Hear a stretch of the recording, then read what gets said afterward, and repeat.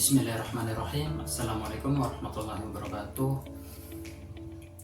Kami di sini akan mempresentasikan sedikit tentang dasar-dasar material teknik. Nah, untuk melengkapi mata kuliah kami di sini tentang material teknik dengan dosen pembimbing Iqbal MT, dibuat oleh Aan Ardi Aristama dan Bang Boy Roy Boy Hutagaul. Pagi dan salam sejahtera untuk kita semua.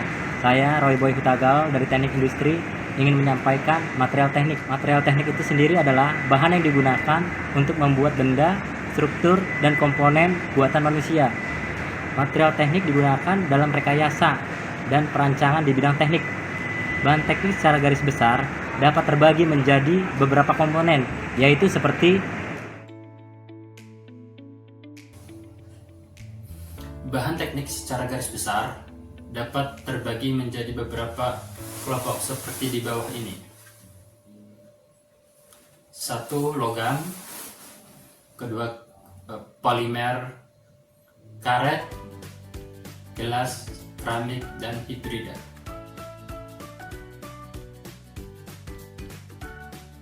logam adalah sebuah unsur kimia yang memiliki sifat yang kuat, liat, keras, dan mampu mengantarkan listrik atau energi panas. Logam juga memiliki titik cair yang tinggi. Selain itu, logam berasal dari biji logam dan untuk mendapatkannya dengan cara penambangan. Logam itu sendiri berasal dari kata Yunani, yaitu matalon, yang berarti bahwa suatu unsur logam, suatu unsur kimia yang siap bergabung menjadi ion. Berikut adalah sifat-sifat yang mendasar pada berbagai jenis logam seperti logam memiliki tingkat kekuatan dan kekerasan berbeda, dapat dengan mudah untuk ditempa, menjadi sebuah konduktor listrik yang baik, mampu menghantarkan panas, bersifat mengkilap, kerapatan relatif tinggi.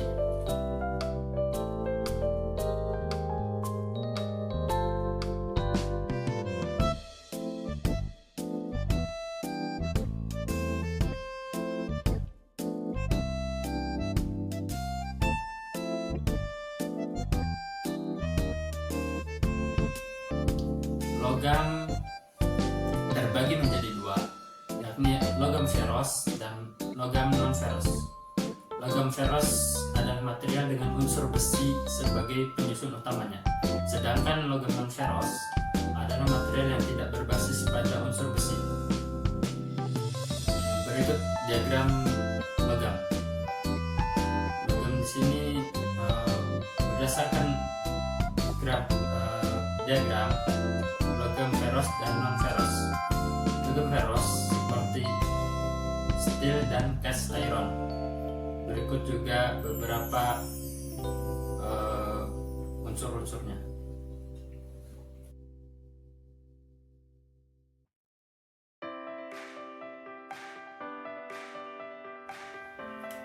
Logam feros contohnya seperti besi tuang, besi baja,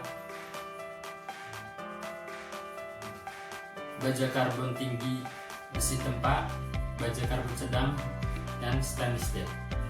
Keunggulan dari logam feros memiliki sifat-sifat mekanik maupun fisik yang kuat. Tersedia dengan jumlah yang berlimpah di permukaan bumi. Proses penambangan serta pengolahan bahan pembuatan logam fero membutuhkan biaya yang tidak mahal. Kelemahan dari logam fero, kelemahannya seperti mudah mengalami korosi karena akibat berbagai macam hal.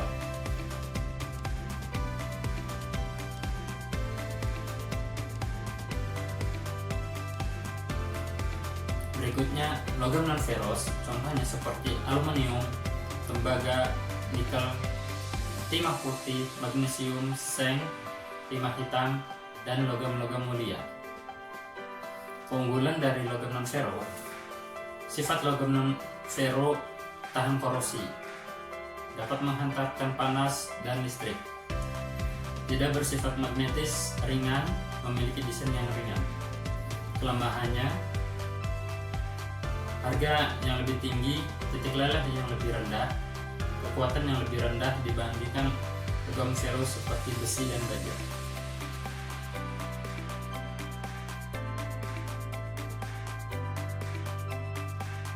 Material teknik sendiri memiliki sifat-sifat yang cukup banyak seperti kekuatannya, elastis, keuletan, ketangguhan, kekerasan, dan mulur. In this video, we're going to take a closer look at strength, ductility, and toughness, three very important material properties. Let's get started.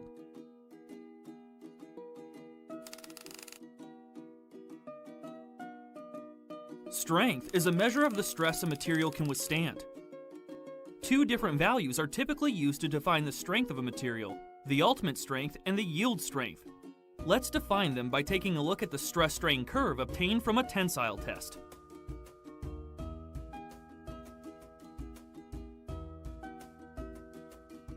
The ultimate tensile strength of a material is defined as the maximum stress, which is reached during the tensile test, corresponding to this point on the stress-strain curve. It is the maximum stress the material can withstand during a tensile test. The yield strength is defined as the stress at which a material begins to deform plastically. Stressing a material beyond its yield strength will result in permanent deformation after the load is removed. Many structures and components are designed to ensure that they only deform elastically. This makes the yield strength a commonly used criterion for defining failure in engineering design codes. It is possible for failure to occur at stress levels well below the yield strength if the applied load varies with time. This failure mode is called fatigue, and I will cover it in a separate video. For some materials, the transition from elastic to plastic deformation is not clearly defined. In these cases, the yield strength can be defined using the 0.2% offset method. This involves drawing a line with the slope equal to Young's modulus and shifting it 0.2% to the right on the stress-strain curve.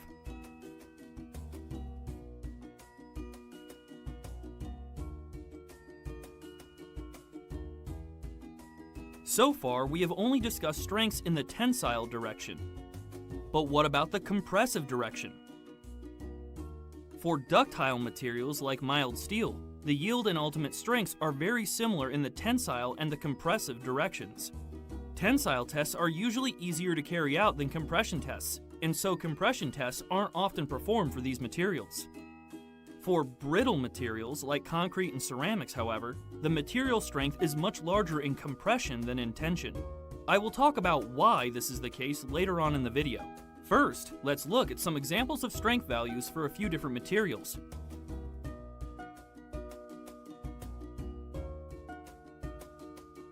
Tensile yield strengths are shown for ductile materials, and ultimate compressive strengths are shown for brittle materials.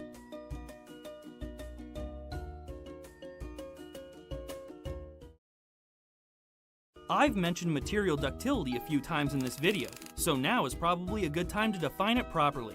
Ductility is a measure of the ability of a material to deform plastically before fracture. Let's return to our stress-strain curve. Materials which undergo large amounts of plastic deformation before they break are called ductile materials. These materials fracture at very large strains. Mild steel and gold are examples of very ductile materials. Materials which fracture at very low strains with little to no plastic deformation are said to be brittle. Glass and ceramics like porcelain are examples of brittle materials. Because they don't deform plastically, the concept of yield strength is irrelevant for brittle materials. There is no defined transition point between ductile and brittle behavior. Typically, a material which has a strain at fracture of less than 5% is considered to be brittle. Now that we have covered what ductile and brittle materials are, let's return to the question of why brittle materials are much stronger in compression than in tension. There are two factors at play. The first factor is that tensile loads tend to encourage the formation and propagation of cracks, whereas compressive loads do not, as illustrated here. The second factor is that in brittle materials, very little or no plastic deformation occurs to redistribute stresses at existing flaws. This means that large stress concentrations build up at the crack tip, resulting in fracture. In ductile materials, plastic deformation occurs, which relieves these localized stresses.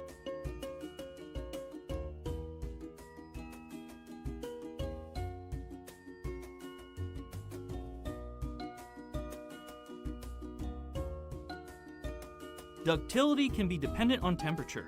A lot of different types of steel, for example, are ductile at room temperature, but become brittle when the temperature drops to below the ductile to brittle transition temperature. This transition temperature is an important design consideration, because ductile failure is normally preferred to brittle failure. One very famous example of brittle failure is the Titanic.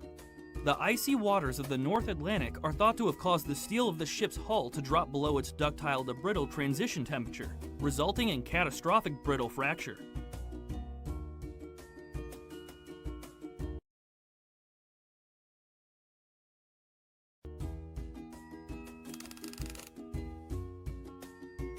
Toughness is the ability of a material to absorb energy up to fracture. It can be calculated as the area under the stress-strain curve. If the area under the stress-strain curve is large, the material will have high toughness, and so will be able to absorb a large amount of energy before fracturing. For a material to have high toughness, it should have a good balance of both ductility and strength. Low-strength materials and brittle materials tend to have low toughness. A related property is resilience, which is the ability of a material to absorb energy when deforming elastically. It corresponds to the area under the stress-strain curve, but only within the elastic region. Materials with high resilience are well suited for applications where plastic deformation is to be avoided. To summarize, the yield strength of a material defines the stress at which it begins to deform plastically. The ultimate tensile strength defines the maximum stress which is reached during the tensile test. Ductility is a measure of the ability of a material to deform plastically. Toughness is a measure of the ability of a material to absorb energy up until fracture. And resilience is a measure of the ability of a material to absorb energy while deforming elastically.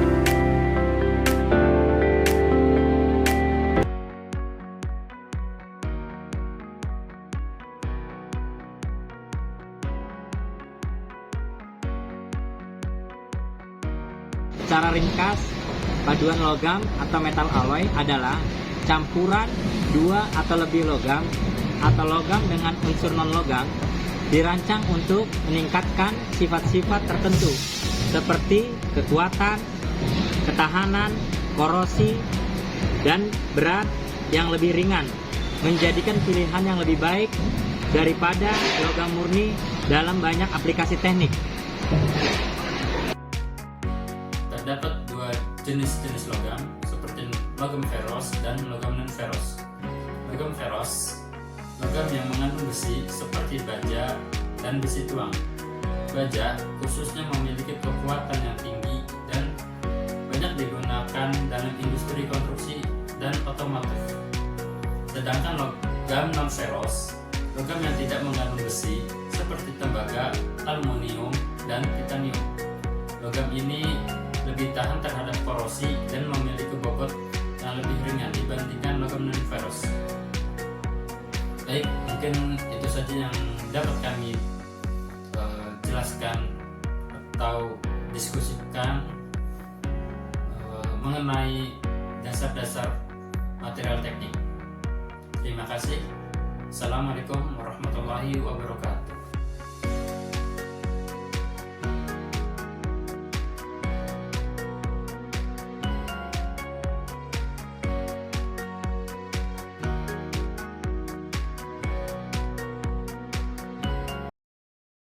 Jangan lupa like, comment, share, dan subscribe.